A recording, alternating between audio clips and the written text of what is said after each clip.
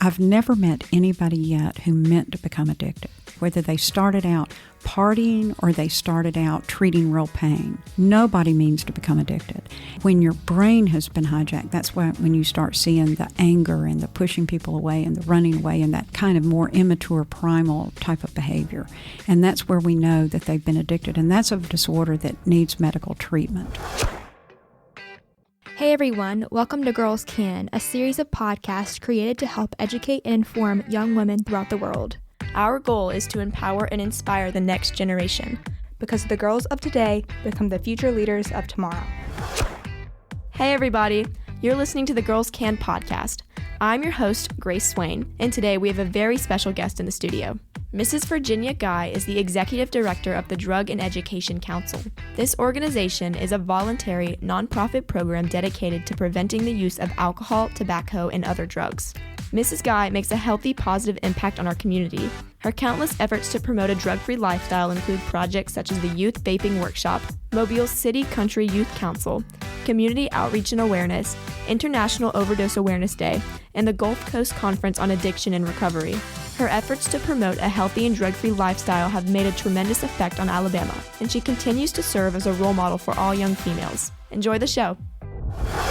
Welcome to the studio, Mrs. Virginia Guy. Thank you so much. It's a delight to be here. I'm glad you're here. Thank you so much for coming. Thank you. So our first question is, what sparked your interest in helping people of all ages abstain from harmful substances? I think it's one of the most important things you can do. Nothing will derail your education or your career, like becoming involved with any kind of substance use disorder or addiction. So I think it's very important that we talk to students, we prevent it from ever happening.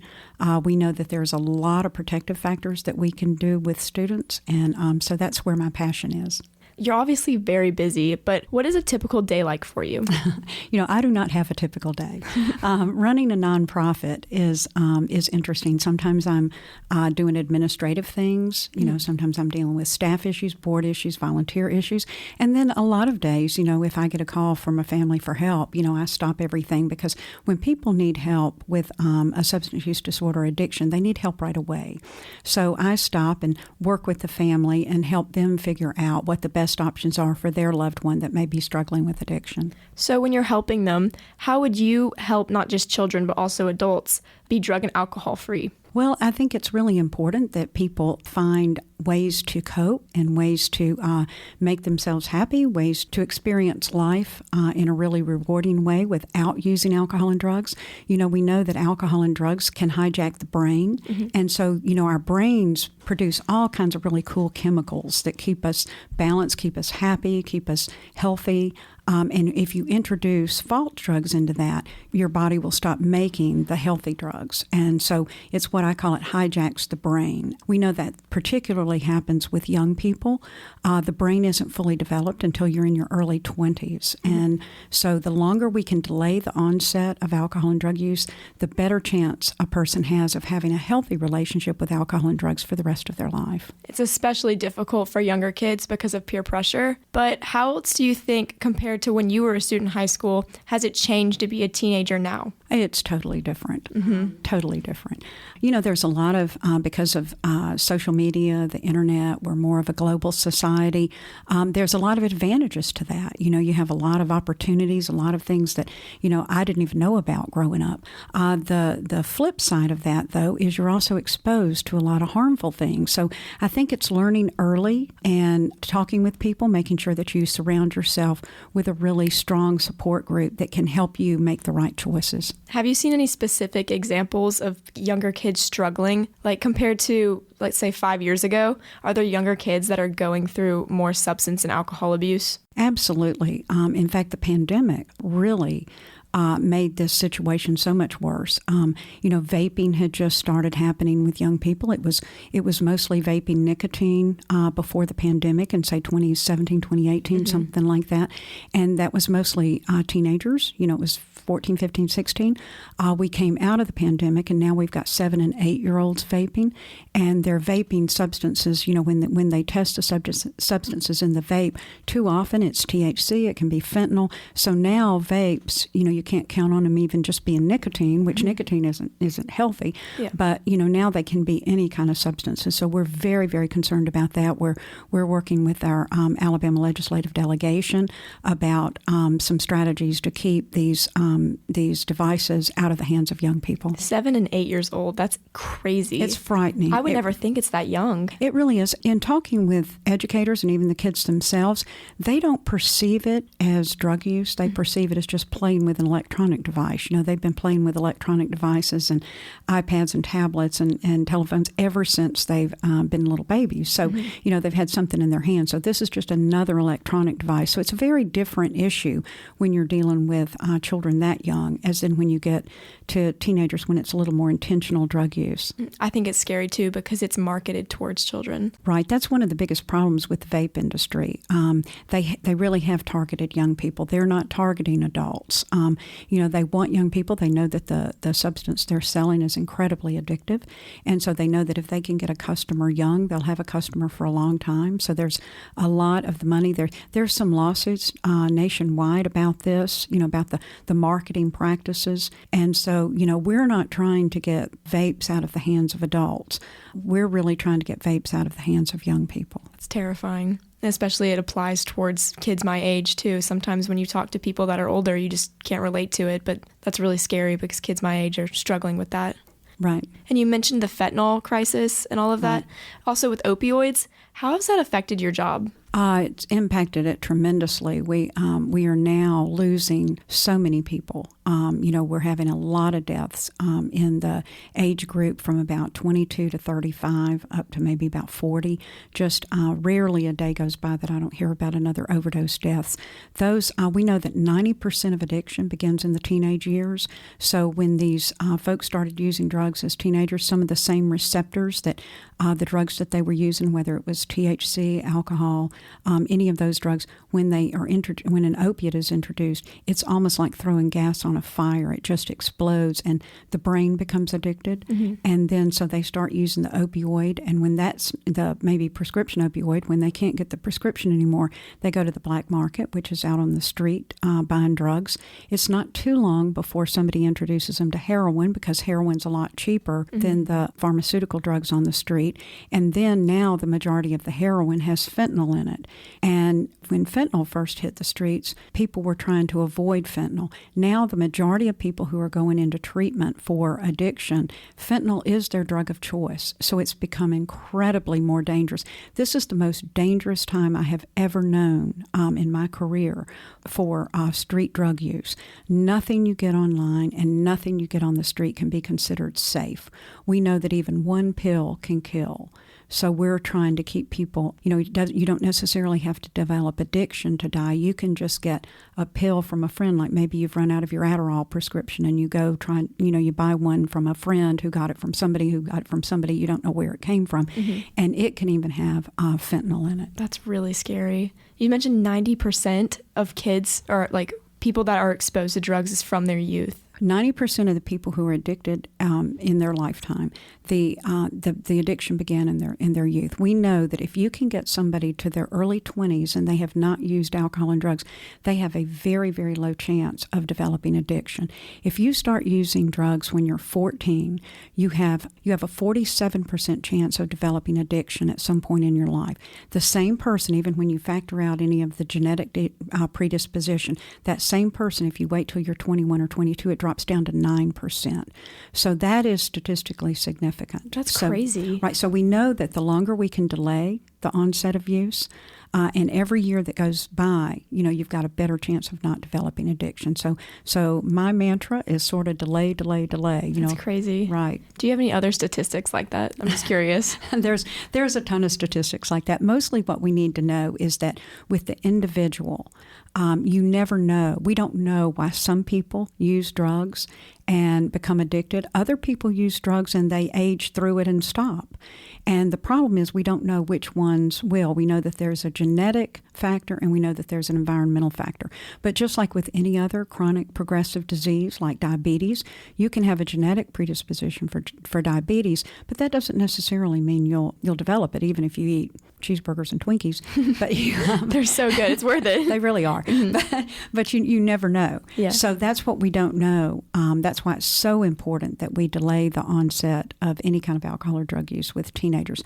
We know so much about brain development that we didn't know 10 or 15 years ago. So in a way, this is a wonderful time to live because we do have the science to back this up. That's interesting. I really feel like being a high schooler that's around it every single day, one of the main things that causes it can be peer pressure, especially in females. How would you recommend that they navigate that, especially in middle school when they're starting to figure out what they're going to be and who they want to be around? How do they navigate where they want to go? Right. That is an excellent question. And girls particularly have a difficult time kind of figuring out who we are when we're teenagers. Our bodies are changing. Our emotions are changing. We're going through a lot of changes during the middle school and early high school years.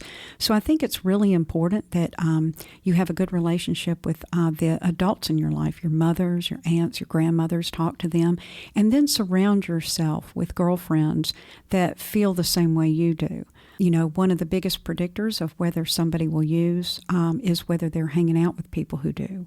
So if you surround yourself with people, it's easier to go out, on the weekends if you know that your friends are going to support your decision to stay healthy and you're going to support theirs. So I think that type of trust is really important to develop, particularly for girls. As one of the people on the Drug Education Council, how would you recommend that someone my age, if they're in a party and they see someone that's abusing substance use and it's in an unsafe situation, how do they react? Oh, first of all, take care of yourself and leave the situation if you can, because even if you're not using, fights can happen, different things can happen. An environment where a lot of kids are using a lot of alcohol and drugs, all kinds of things can happen. Make sure that you have a trusted adult in your life that you can talk to about having a plan of how you're going to leave a party, how you're going to get away from that situation. And again, make sure you've got your support group that isn't. Because, at that moment, it would be really hard to help that person. Maybe later you could, but in that moment at night, you really need to get away from that situation. So if one of your friends is in that situation and you feel that it's unsafe and it could lead to really bad consequences, would you recommend talking to a trusted adult to make sure that they take care of the situation? Absolutely, because, when people are using drugs, particularly in today's environment, it can become a medical emergency very, very quickly. That didn't used to be the case. So you really need to have a plan going in. You need to have, a parent, a trusted adult, somebody that you can tell the truth to, and that they're going to help you, because it's too overwhelming as a teenager to help in that situation. It's overwhelming for adults to help in that situation. So, we really need to make sure that you've got, a lot of those trusted relationships. Mm-hmm. And especially at parties, I know you touched on vaping a little bit and how bad it is, but I feel like some people really don't understand the effects of it. So would you mind going over what are the effects of vaping? Right. Vaping originally was developed as a smoking cessation device. And we totally supported that because we know the dangers of combustible cigarettes. So we supported that. But then what happened is very quickly it became to just a smoking replacement. People weren't really using it to stop smoking. They were using it instead of smoking. Then with the marketing that took place, all of a sudden in the development of Juul, which, the original vapes that were what they call the brick, the big fat instruments that, you see this, steam coming out of trucks and it looks like it's on fire. Those weren't really cool for teenagers. But once the Juul came out and now they've got all they really are sort of cool. It looks like a flash drive. Right, it does. Parents can't even tell sometimes. Right, they don't know a lot. Yeah, a lot of parents don't recognize those. So, in fact, we do a lot of education with parents and adults because they don't know. But when people heard that vaping was safer than smoking, what people heard was it's safe, and it's not safe, even though it may have reduced some of the risks of the carcinogens in cigarettes. It introduced a lot of chemicals to the lungs. There's propylene glycol and all kinds of chemicals in those vapes, and you really don't need that in your lungs. The lung is the only organ that does not repair itself. So any damage you do to your lung is permanent damage. We do a lot of work with the different hospitals and the pulmonologist, and it's tragic some of the things we see with these young people that kind of have burned and sort of scarred lungs from vaping. So, it's very, very dangerous, particularly the younger you are. When do you think we're going to start seeing the effects of this right now? Because we're hearing all these warnings, but most of the kids don't understand how bad it is until they see effects. Right. And it's a little bit like back in the days of tobacco. Everybody, doctors even advertised, cigarettes and stuff back a long time ago. It's hard to imagine that today. But we're seeing the same thing, teenagers who are vaping today are really our guinea pigs, because they are going to be the lab rats that we're going to figure out what happens. We may not know the effects of this because it's all so new.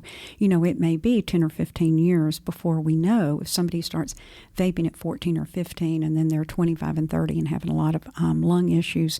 So, it's just a lot safer not to do that now. I work with a lot of the schools, and if they're vaping, even if they're vaping nicotine, it's the nicotine in vapes is so much stronger than nicotine in cigarettes. So you actually become addicted to nicotine much faster if you're vaping as opposed to cigarette smoking. Do you think there's a generational gap between parents and kids? Because some of these parents have never been around it. Like, they had cigarettes and they understand cigarettes, but they don't really know about all of vaping. So how is that going to affect the future? Right. We do a lot of education with parents and educators, and we're all just learning this. This isn't something we've known a long time. We're learning. We don't want to put out information out there that we're not sure of.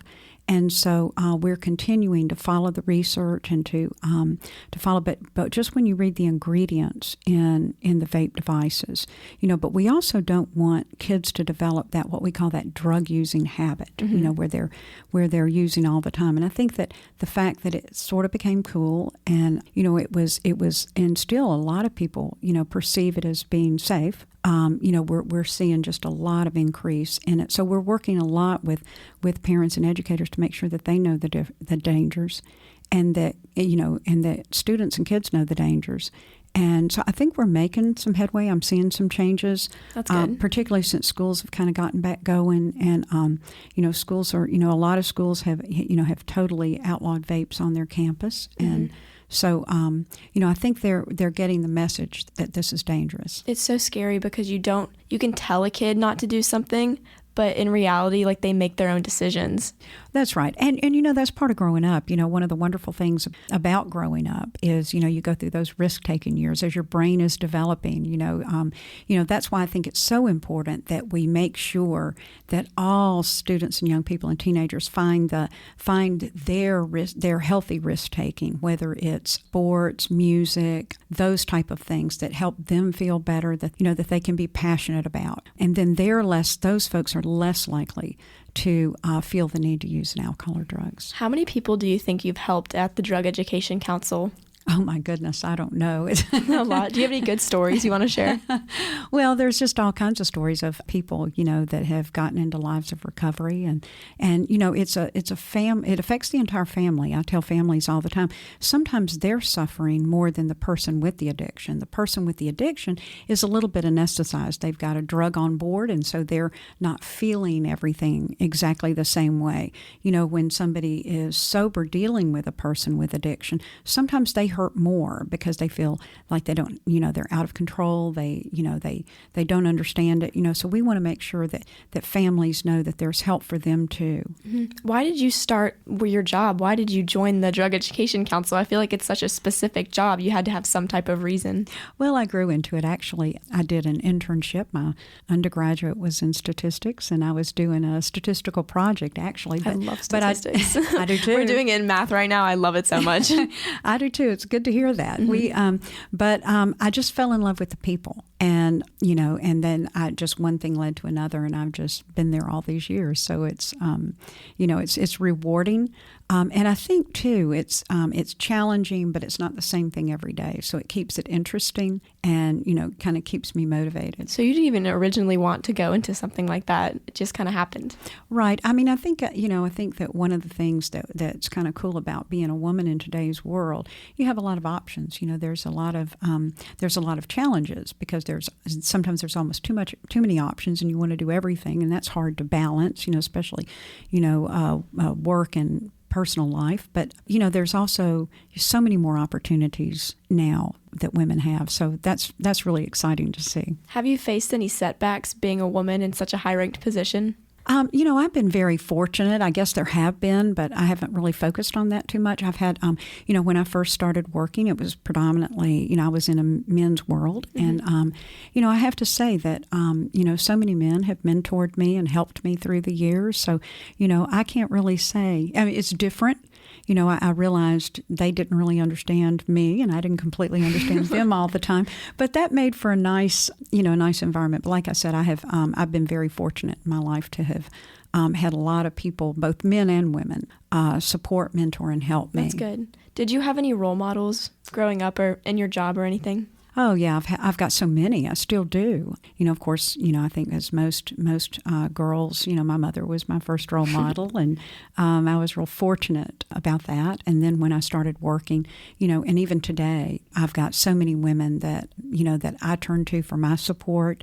Like I said, we all need to surround ourselves, with women who are supportive of what we're doing. Which one of your career accomplishments makes you most proud? Probably the relationships that I've made throughout the years. I do a lot of work with families on trying to help them find the appropriate resources. And in Mobile, we don't have as many resources for treatment and recovery as I wish we did. So I refer families really all over the Southeast, all over the country, but all over the Southeast. I've been able to make a lot of good professional relationships with people.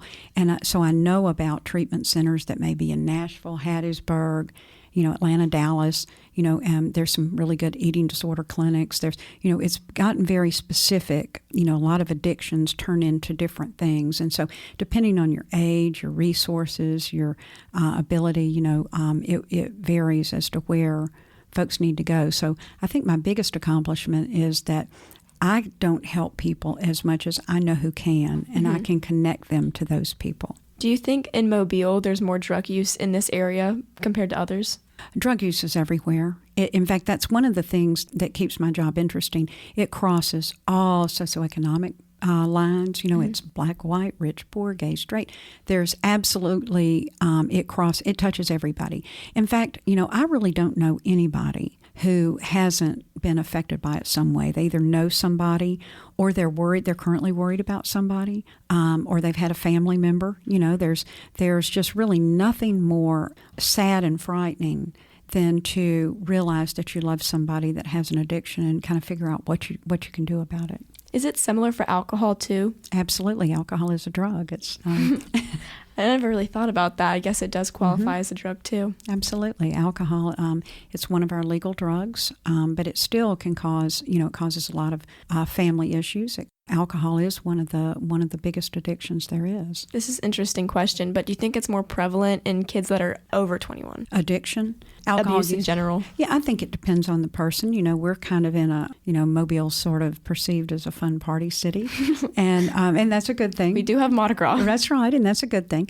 Like take alcohol. Very different things happen in the brain of, say, a 30 or 35-year-old that drinks alcohol than happens in the brain of a 14 or 15-year-old that drinks alcohol. So, I think that what I try to do is get people not to feel like drinking with teenagers is a rite of passage. They're going to do it anyway. I hear a lot, well, Virginia, we did it. And, we know so much about the brain. We know so much about how it can be addicted. If we can stop somebody from using drugs until their brain is developed, then really they can have a normal relationship with alcohol or drugs, which means they can drink alcohol safely. They can use a drug when they have surgery safely. So there's some wonderful things about alcohol and drugs that make our society and our world better. But once you cross that line into addiction, it can just cause so much pain. It's kind of strange to hear someone say drugs aren't always bad. No, they're not. Well, even some of the really powerful opiates, the problem is not the drugs. The problem is what it does to the person's brain. Some of these drugs are life-saving, and they are a godsend for cancer pain, post-surgery, end-of-life care. They're and then alcohol sometimes can be used in a social setting that helps everybody enjoy themselves, relax.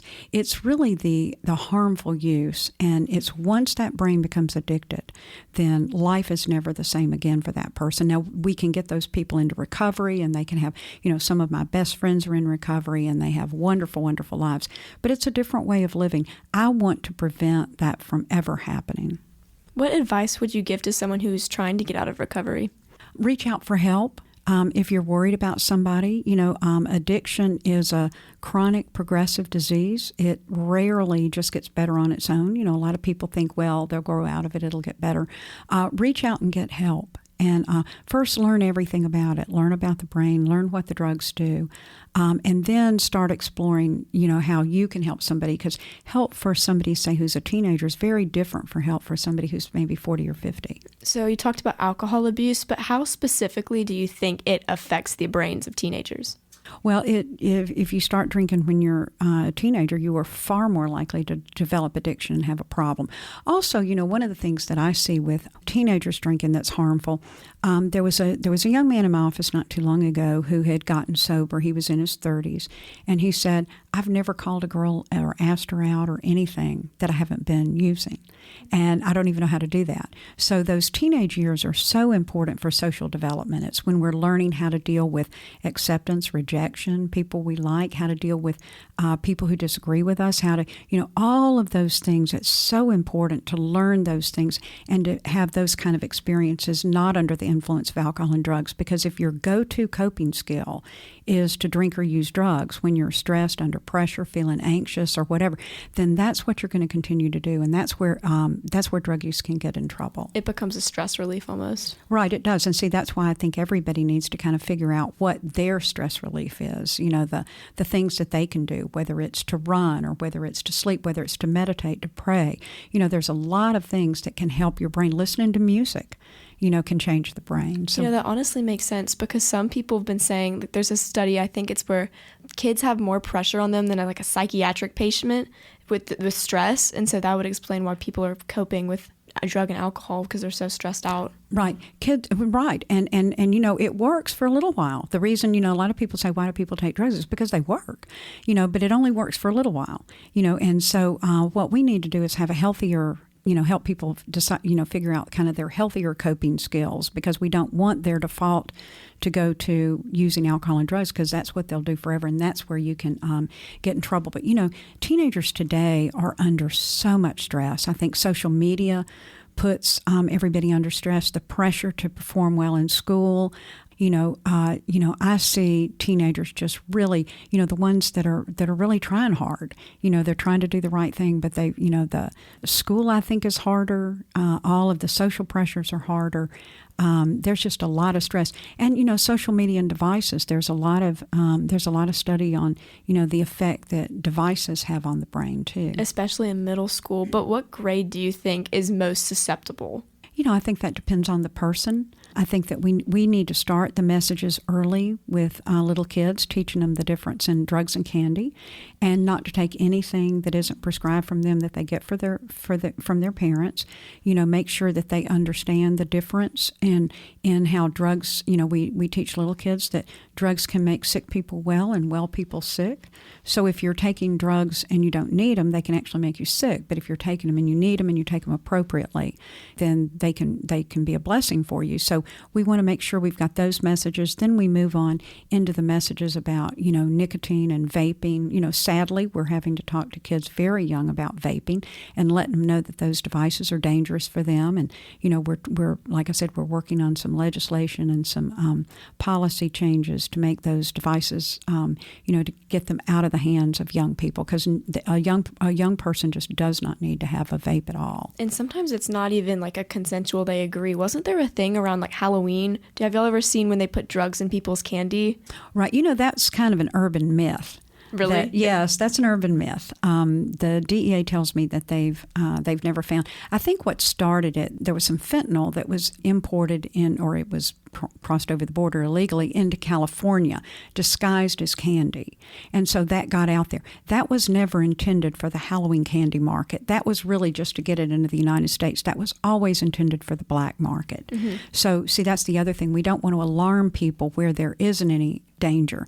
Now, I tell parents all the time, please be careful with Halloween candy. I mean, look at it before your child, because a lot of things, it can be open, it can be stepped on, all kinds of stuff. So just watch it. If there's any suspicion at all, throw it away. So it sounds like the media kind of ramps it up a little bit, because I've seen articles where they're like, there's needles, there's drugs, there's... Right. Yeah. Right. That has not turned out to be the case. Now, I don't put anything past the bad guys, so we need to stay vigilant. Yeah. But so far our Halloween candy has been safe, so that's a good thing. I'm glad it's safe. Yeah, that's good. Yeah, especially the Reese's cups.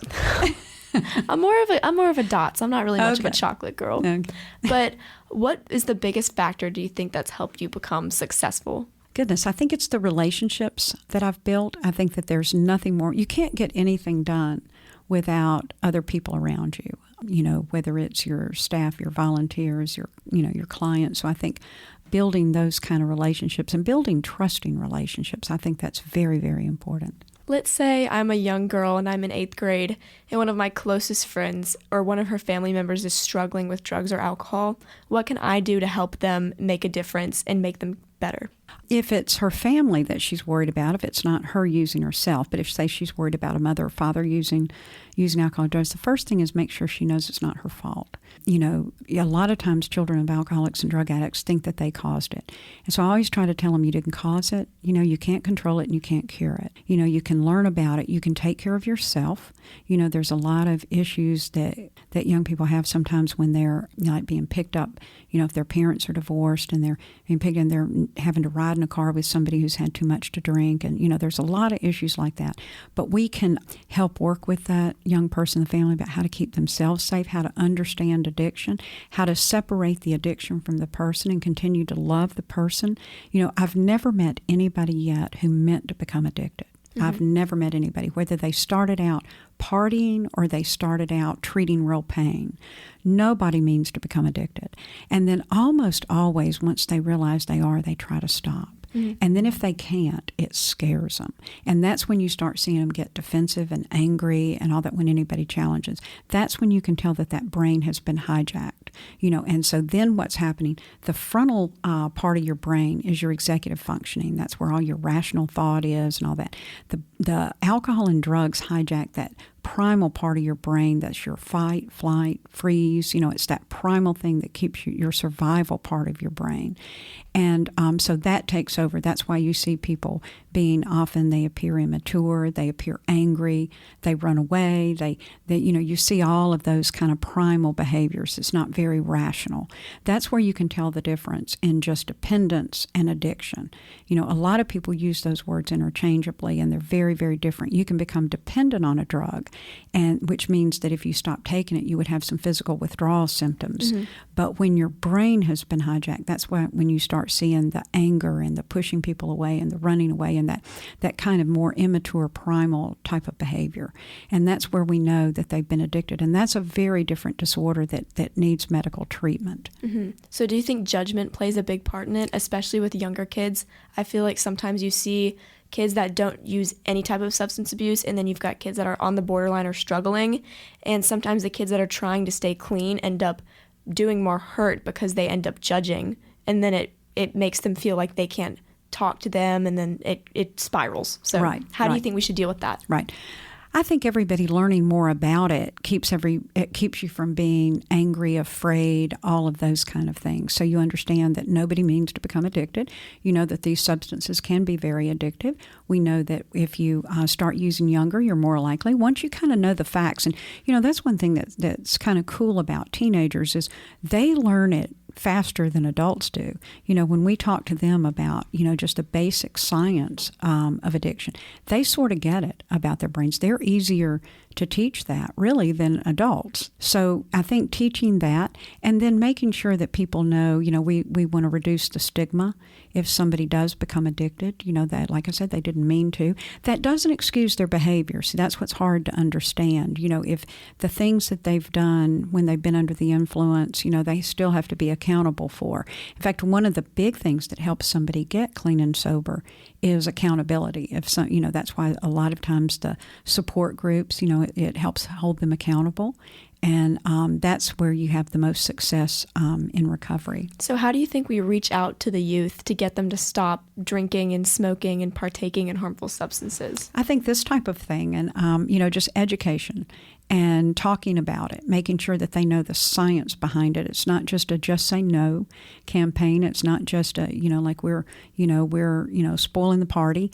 Like make sure that they understand about protecting their brain. There's a lot of information now about protecting your brain from sports injuries and things like that. This is, one of the ways that can damage your brain for the rest of your life is using alcohol and drugs. So we know that the brain, we used to think that the brain was fully developed when the brain filled up the cavity. Now we know that there's some very important wiring things that go on when you're about 14, 15, 16, 17, during those teenage years. Very, very important things are going on in your brain. That's when your brain is very vulnerable to addiction. So once we can teach teenagers that, they kind of get it, and they will, and then the hardest thing I think is, you can make a decision on Tuesday morning that you're not going to use.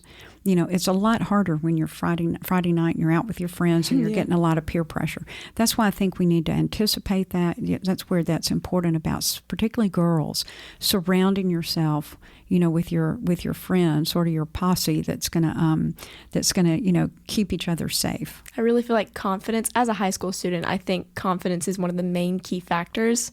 So how else do you think we should address that? Maybe give them their own way to empower or make them feel heard so they feel special and feel like they can make a change? Right. And I think we need to be kind to each other. Sometimes girls, they can get into that mean girl thing. Especially 8th grade. Right. That's a real bad grade for that. So I think girls your age talking to younger girls, there's some research that shows that people kind of role model about 3 or 4 years out. So, if you're 16, you have a tremendous amount of influence on a 13-year-old. So, I think if older girls are talking to younger girls, that can make a big difference. And then also they want to be like that older girl. So I think there's a lot of positive influence, just like there's a lot of negative influence. We can use peer pressure in a positive way too. I think that's also why, especially in 7th and 8th grade, that's where it first shows up, because that's when people are first eligible to play varsity sports. Right. And so if you're a younger kid and you're watching older kids do things they shouldn't be doing, right, that's when they first start seeing it. Right. And they want to be like them because they're the seniors and the juniors and the sophomores on the team. Right. Right. And that's why I think there is a movement now going on that I've seen a change in the last couple of years of kind of a no drug use among some of those folks. And I think we need to really expand that, make sure that they know how important that is, not just for them, but for the kids coming along behind them. Mm-hmm. And our final question is, what books should all girls read before they go to college? My goodness, there's so many books. I can't think of any one book, really. I think reading is important, and I think reading a variety of things. When I was younger, I read a lot of biographies and autobiographies, and you learn a lot about history. You learn a lot about people. Going off to school, there's a lot of books, like Stephen Covey wrote the 7 Habits of Highly Effective People. He also wrote a really cool book called The Speed of Trust.